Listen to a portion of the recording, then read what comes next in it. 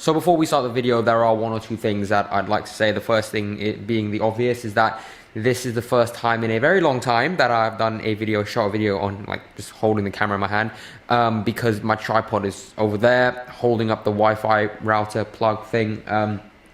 Couple things to say though, like proper things to say before I start I show you the video, is I actually finished this video quite a while back, and I've had this idea for ages, but I just kind of haven't really got around to doing it, and now that I have, it's basically coming out around the same time that it's been announced that Danny Boyle is no longer doing Bond 25, which is a great coincidence.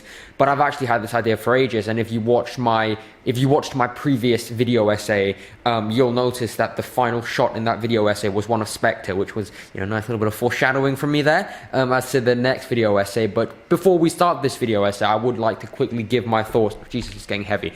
I would like to quickly give my thoughts on who I would want to see do Bond 25 now that Danny Boyle's not doing it. And for me, I know a lot of names are being thrown around, like Edgar Wright and stuff. I don't really see that personally, but I love Edgar Wright. I don't see it. But for me, I think there are two obvious choices here, and two choices that I would want. You either go big with Christopher Nolan, who is everyone's top choice basically, or you go meaningful with Martin Campbell, who directed Casino Royale and is an awesome filmmaker, and I would love to see him close out Daniel Craig's series of Bond films. But yeah, aside from that, please enjoy my video essay on Spectre.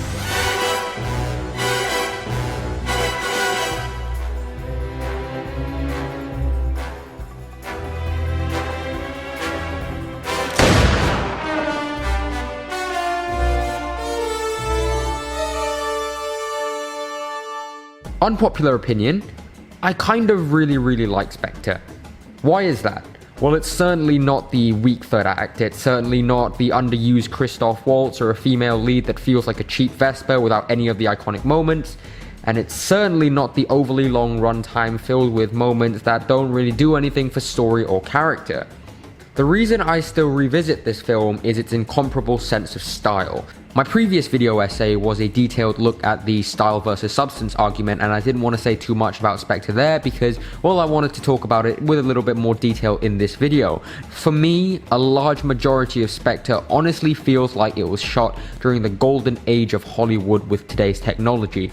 It feels so stylistically inspired by the spy films of old, more so than Casino Royale or Skyfall. I'm not going to mention Quantum of Solace because to me that does not exist. Now, Skyfall, which was shot by Roger Deakins, is one of the best looking films of all time in my opinion, and I think we can all agree that the film in many ways serves as a modernization for Bond, poking fun at the more quirky and less realistic parts of the character in the past. Are you expecting an exploding pen? We don't really go in for that anymore. While also paying respect to the stylistic elegance of the franchise. But for the most part, it serves as a step into the future of blockbuster filmmaking and really filmmaking as a whole. Part of this modernization was the decision to shoot fully on digital for the first time in Bond history, might I add. Now, as I mentioned, Skyfall is one of the best looking films I've ever seen. Crisp images, vibrant colors, it's just orgasmic. But although there are tons of advantages to digital, there's a reason people still shoot on film. Something Sam Mendes and cinematographer Hoyte van Hoytema decided to do with Spectre. 35mm was used along with a small amount of ARRI Alexa here and there, and what that did, along with many other things that I'll get into in just a bit, basically gave Spectre this incredibly timeless and classic look and feel. The lighting and colors feel softer and more grainy, and some really nice wide symmetrical framing along with some awesome long takes, of course, did the film a lot of favors. To really hammer home my point, here are some of my favorite shots from Skyfall that I quickly converted to black and white. I think you'll notice that although it kind of does look nice, there is something about it that just doesn't feel quite right. But when we look at some of the black and white shots from Spectre, I think it fits a little bit more, and I think that the use of film really helps to give it that classic look.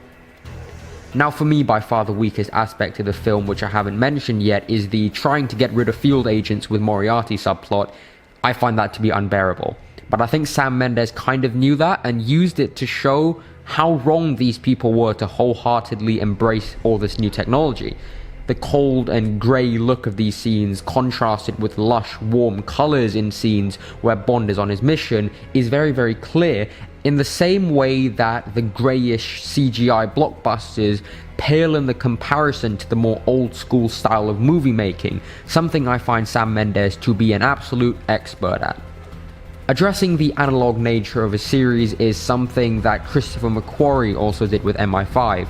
Notice that Hunt gets his mission from a record player, and at the beginning of Fallout, of course, he gets it from a book. And I think that it's the reintroduction of some of Bond's more quirky gadgets, although they do take away from the realism, does help to take us back to the older Bond films. When it comes to the more modern aspects of the film, Mendes himself has said that Nolan and The Dark Knight was an inspiration to him when making Skyfall, and I think that the Snow Fortress in Inception, which also has its fair share of Bond references, may have been a visual influence on this scene, for example.